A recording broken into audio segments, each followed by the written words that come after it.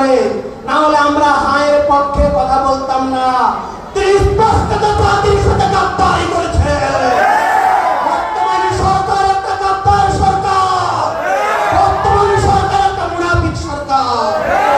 আমরা বলতে চাই আমাদের 1422 শহীদ হয়েছে। আপনি লন্ডনে ছিলেন, আপনি এই কথা বুঝতে পারবেন না। আপনি ভারতে এসি রুমে ঘুমিয়েছেন, আপনি এই বেদনা বুঝতে পারবেন না। আপনি আবু সাইদের মায়ের কান্না বুঝতে পারবেন না। আপনি শান্তমণি মায়ের কান্না আপনি বুঝতে পারবেন না। আমরা আজকে বলতে চাই